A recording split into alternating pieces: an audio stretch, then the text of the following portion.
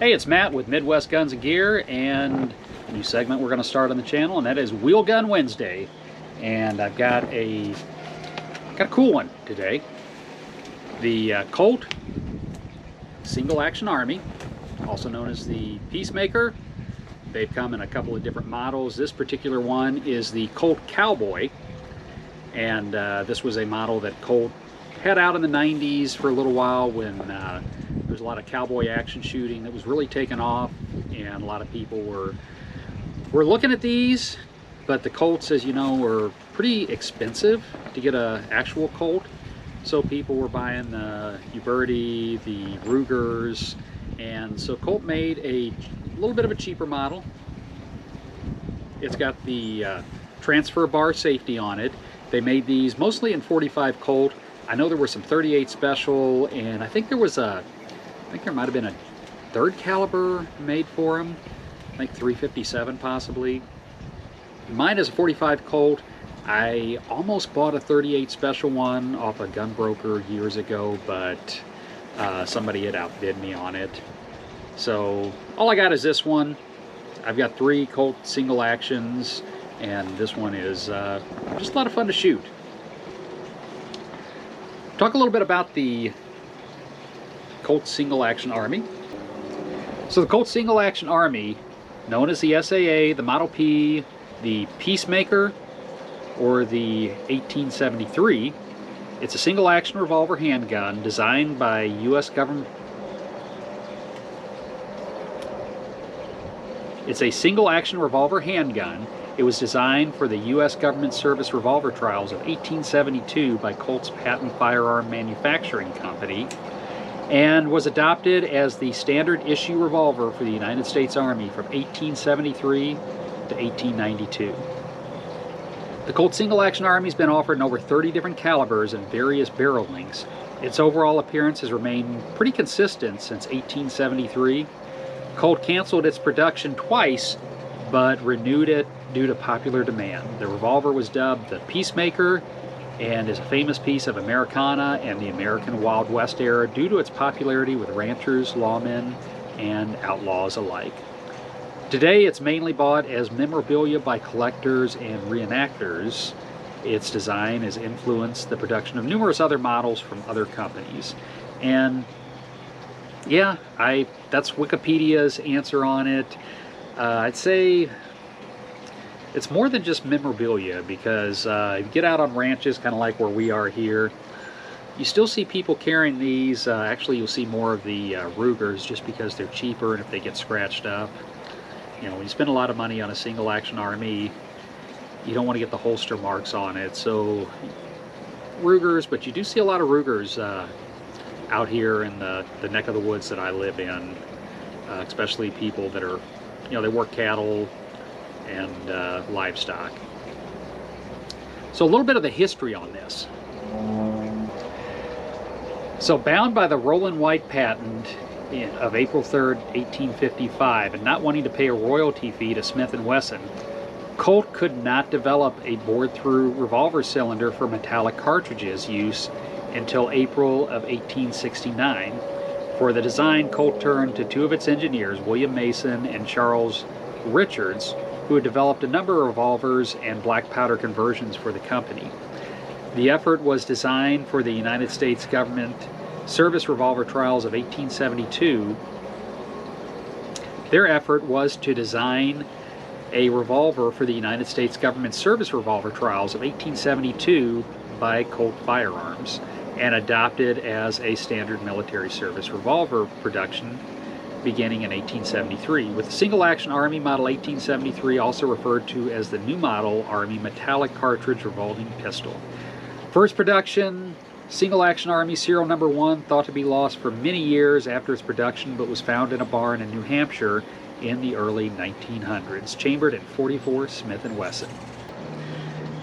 Now, majority of the Colts that you see, they're going to be in one of 2 calibers. They made them in several different ones, but the 45 Colt and the 4440. And the reason behind that, the 45 Colt, that was the original, that was the government service model, was in 45 Colt. But the 4440 became popular because that's what the Winchester lever action was chambered in. And so a lot of people that, cowboys, outlaws, lawmen that were, out on the range, they only had to take one caliber and they could have a handgun and a rifle that shot them both. So logistically it was just a little easier. Now later Winchester made the lever action in .45 Colt, so the cycle kind of turned, and then people could take two guns and only have to take one caliber of ammunition. It just made it a little simpler. The Colts came in a couple of different models. This is the Colt Cowboy, but pretty much the same as the single action, the basic one. There was a Bisley model, there's a New Frontier model, and this is a 22 variation of the Colt New Frontier. It's a little different. It's got the adjustable sights on the back, and kind of tell by looking, front sights are just a little bit different. This is a 22 long rifle variation. They also made some 22 long rifle versions as well. This is one. I've done a video on this. This is the Colt Frontier Scout. These were made in the 50s. This model was made for 1 year. It was the Two-Tone because it had both the blued and the in the white metal on it.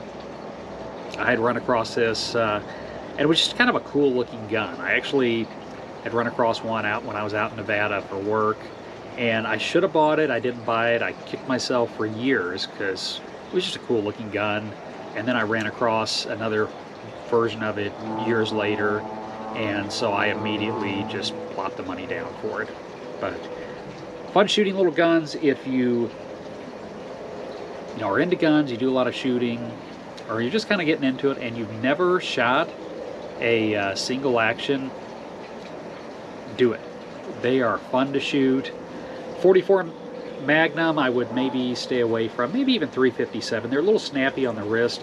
The 45s aren't bad. You really don't feel the recoil on those, or there's a lot of 22s out there as well that don't have the recoil on them, and they're cheap.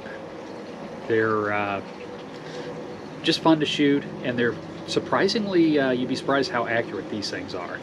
So we're going to take this one down on the range, and we're going to pop off a couple rounds, so join me. We made it down to the range. Got the Colt Cowboy Single Action Army, and we're going to do a little range time with it. I got 6 rounds here.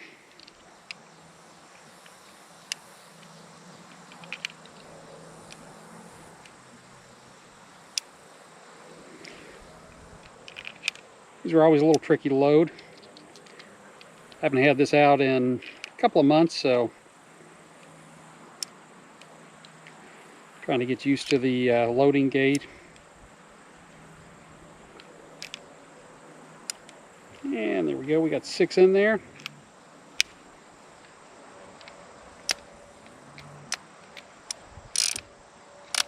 There we go.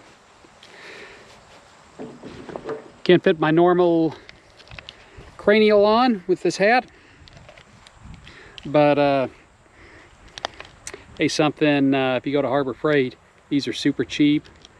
If you go to the range a lot, or like us, we've got a range in the backyard people come up to a lot.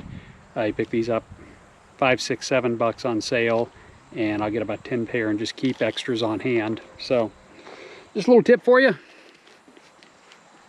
Get them on, protect the ears. Not that this is super loud.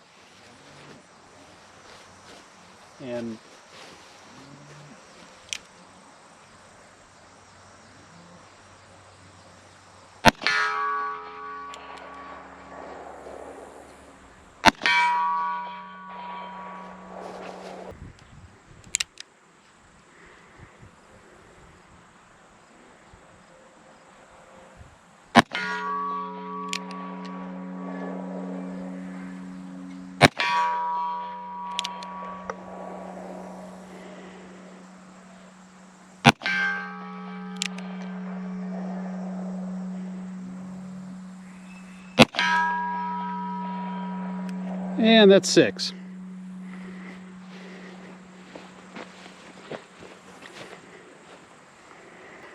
And there you have it.